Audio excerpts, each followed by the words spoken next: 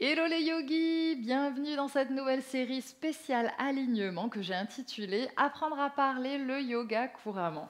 Si tu t'identifies avec l'une des images suivantes, je t'invite à rester jusqu'au bout de cette vidéo parce que cette série et cette vidéo sont faites pour toi. Chien tête en bas, dégage ta nuque, assure-toi d'être en rotation externe au niveau des épaules.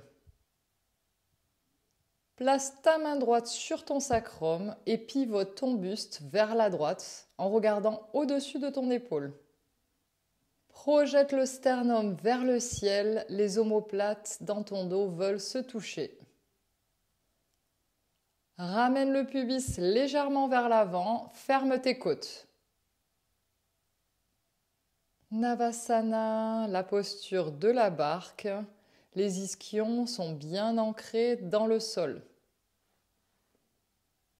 Alors, est-ce que tu t'es reconnu dans une des scènes précédentes? En tout cas, je crois que n'importe quelle personne qui a pratiqué une fois dans sa vie un cours de yoga a vécu un de ces moments que j'appelle Lost in Translation, dans lesquels on a l'impression que le prof nous parle dans une langue étrangère.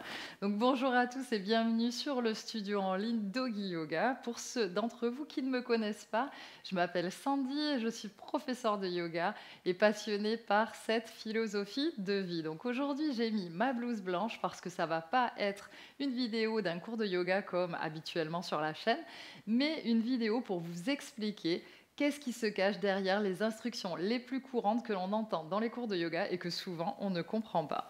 Donc non seulement je vais vous expliquer ces instructions pour comprendre ce que ça veut dire, mais surtout pour comprendre ce qui est recherché avec l'instruction pour que vous sachiez si vous devez ou non l'appliquer parce que oui, parfois, il n'est pas nécessaire d'appliquer l'instruction qui est donnée par le professeur puisque ce sont des instructions générales qui s'adressent au plus grand nombre mais pas forcément à toi. Donc si tu pratiques le yoga en ligne, je t'invite vraiment à t'intéresser à l'alignement parce que ça va te permettre de progresser plus vite dans ta pratique mais aussi d'être plus à l'écoute de ton corps. Si tu veux aller plus loin dans la connaissance de l'alignement de certaines postures de yoga, je t'invite à télécharger gratuitement l'e-book que j'ai réalisé sur 15 postures essentielles de yoga, dans lequel tu trouveras non seulement des indications sur l'alignement de ces postures, mais aussi sur l'alignement énergétique, sur les chakras, les bienfaits des postures, les contre-indications, les modifications, etc., etc. Donc le lien est dans la description, je te le laisse. Si ce n'est pas encore le cas, songe à t'abonner à la chaîne et à activer les notifications. Premièrement parce qu'il y aura plusieurs vidéos de cette série, mais aussi parce que je travaille actuellement sur un nouveau programme des chakras, des 7 chakras, 7 jours 7 chakras, donc qui sera un programme complémentaire à cette série puisqu'on parlera ici d'alignement énergétique, puisque dans le yoga, il y a donc un alignement physique, mais aussi un alignement énergétique.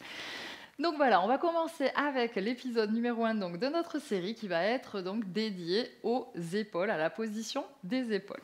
Donc l'une des premières instructions que nous donne souvent le professeur de yoga, notamment quand on est dans la posture de la montagne Tadasana, ça va être de ramener les épaules vers le bas et vers l'arrière. Donc en général, pourquoi est-ce qu'on nous demande ça? Parce que la plupart des élèves qui arrivent dans les cours, ils ont les épaules vers le haut et vers l'avant, donc vers l'intérieur, de cette façon, parce que c'est un peu la posture que l'on a en étant toujours sur son téléphone ou sur l'ordinateur. Donc quand on nous demande de ramener les épaules vers le bas et vers l'arrière, c'est pour corriger cette position. Donc la position normale des épaules, si on considère que la tête ce serait midi sur une horloge et les pieds ce serait 6 heures, les épaules elles doivent être à 10h10 et elles doivent être sur le même plan, c'est-à-dire qu'elles ne doivent pas être ni vers l'avant ni vers l'arrière, elles doivent être sur le même plan, sur un seul plan. Donc ça, ce serait une position neutre des épaules. Donc si on a cette position neutre, en réalité, on n'a pas besoin de les emmener encore plus vers le bas et vers l'arrière en forçant. Quand on nous demande de les emmener vers le bas et vers l'arrière, c'est souvent parce que la majorité des personnes, elles ont les épaules plus vers le haut, donc c'est pour leur faire prendre conscience de dégager ici les cervicales. Parce que quand nos épaules sont vers le haut, on comprime ici nos cervicales, et en plus, on a une rotation interne des épaules. Donc qu'est-ce que c'est que la rotation interne? Parce que ça, c'est autre chose qu'on nous demande souvent en yoga, rotation interne, rotation externe, et souvent, on ne sait pas ce que c'est, on a du mal à le sentir dans le corps. Donc la rotation interne des épaules, ça va être le fait que les épaules elles vont se rapprocher de notre ligne médiane de notre corps. Donc elles vont venir se rapprocher l'une de l'autre. Donc ça, c'est une rotation interne des épaules. D'ailleurs, quand on fait ça, on voit qu'à l'arrière, nos omoplates, elles vont se séparer. Donc il y a comme un arrondissement en fait du haut du dos. Et les épaules, elles, les omoplates, elles se séparent à l'arrière. Donc ça, on appelle ça, cette position des omoplates, une protraction. C'est ce qu'on nous demande par exemple de faire dans la posture de la planche, hein, quand on nous dit de arrondir légèrement le haut du dos pour protéger nos lombaires. Ben, c'est ça qu'on nous demande. On nous demande d'éloigner les omoplates l'une de l'autre. Ça veut dire que nos épaules, elles vont légèrement vers l'avant, et comme ça, on pousse les omoplates, elles s'éloignent. Alors que si à l'inverse, on ramène les épaules vers l'arrière, les omoplates derrière, elles vont venir comme se joindre, se toucher. Donc pourquoi une rotation, par exemple, interne de l'épaule, quand est-ce qu'on va nous la demander en yoga? Par exemple, dans une posture de Marichasana. Donc la posture de Marichasana, on va nous demander de venir ici rentrer notre épaule droite en rotation interne pour aller chercher loin devant, et ensuite venir enlacer la jambe et venir attraper. Donc cette épaule-là aussi, l'épaule gauche, elle va être en rotation interne et on va venir chercher à l'arrière. Donc en général, toutes les postures dans lesquelles on va venir attraper nos bras à l'arrière, on va nous demander une rotation interne. Par exemple, aussi, dans les bras en Gomukhasana. Donc, Gomukhasana, on va avoir un bras qui va être en rotation externe, celui d'en haut, et celui d'en bas, il va venir chercher vers l'intérieur. D'ailleurs, en général, pour comprendre la rotation interne, moi je dis toujours pouce d'abord en haut, et ensuite on descend le pouce et on l'envoie vers l'arrière. Donc là, on voit que notre épaule, elle descend vers l'intérieur, ce qui nous permet de venir ici placer la main un petit peu plus haut et venir ici attraper. Donc notre épaule droite ici, elle va être en rotation interne, et l'épaule gauche, elle, en rotation externe. Donc rotation interne, on a donc aussi toutes les postures où on va, par exemple, la posture de l'oiseau du paradis, où on va essayer d'attraper en fait notre jambe à l'arrière le plus haut possible. Donc encore une fois, on va descendre ici notre épaule droite en rotation interne, on va venir chercher nos deux mains vers l'arrière, et ensuite on va remonter donc la jambe et venir tendre la jambe ensuite. Donc toutes ces postures-là, ça va être rotation interne. Mais en règle générale, on va plutôt nous demander une rotation externe. Pourquoi? Parce que la rotation externe des épaules, c'est-à-dire les omoplates qui à l'arrière, elles, vont venir plutôt se toucher. Donc ici, quand nos omoplates se rapprochent, qu'est-ce qui se passe? Nos épaules à l'avant s'ouvrent, et donc notre cage thoracique, elle s'ouvre. Donc ça va permettre une majeure capacité pulmonaire, et c'est ce qui en général on recherche dans les postures de yoga.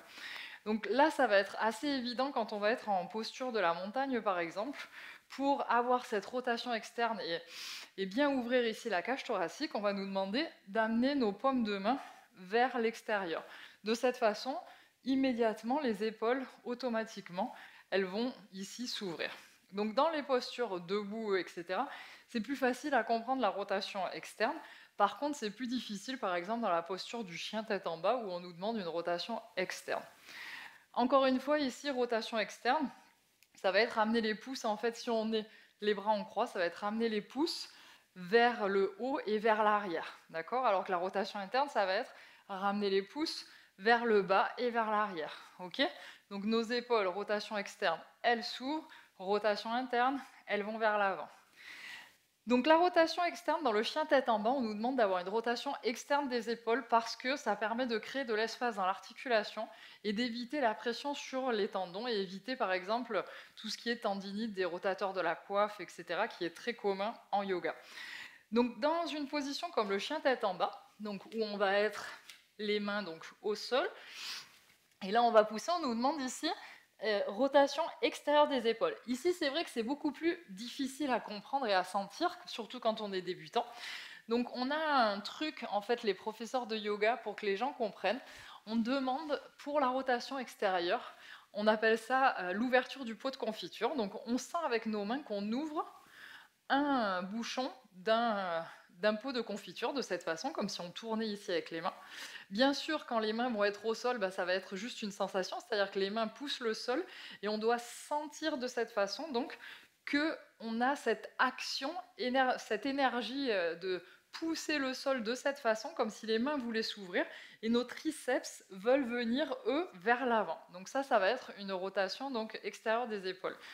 Donc si dans la posture du chien tête en bas, on sent pas bien, on n'arrive pas à sentir donc cette rotation externe et on n'arrive pas à la faire, ce que l'on peut faire, c'est de déjà déplacer ses mains. C'est-à-dire que On va écarter les mains un petit peu plus que largeur d'épaule. Et au lieu d'avoir les pouces qui vont se regarder entre eux de cette façon au sol, et donc d'avoir l'index, on va dire, parallèle au bord du tapis, ben, on va ramener les pouces un petit peu plus vers l'avant. De cette façon, on va déjà être en rotation externe. Donc là, on va mettre le pouce en fait qui vont pointer vers l'avant du tapis, les autres doigts bien écartés, et on va remonter dans le chien tête en bas, et de cette façon, on va être directement dans une rotation extérieure, donc des épaules. Ça va être la même chose pour le chien tête en haut, puisque d'ailleurs on passe du chien tête en haut au chien tête en bas sans bouger les mains. Donc dans le chien tête en haut, ça va être la même chose, où en fait on va essayer donc de venir ramener nos triceps vers l'avant, et ouvrir ici et bien descendre les épaules, regarder devant. Et ensuite se pousser donc en chien tête en haut. Donc voilà pour la rotation interne et externe des épaules. Il y a un exercice que moi j'aime bien faire qui permet de bien sentir cette différence entre rotation interne et externe et en même temps qui permet d'étirer aussi les muscles de l'épaule que j'aime beaucoup.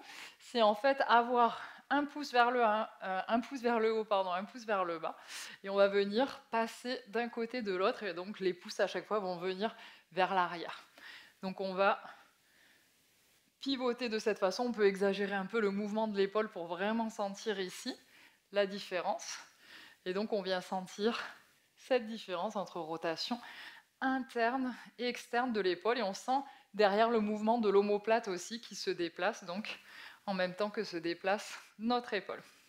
Donc voilà pour ce cours sur la posture des épaules dans les postures de yoga.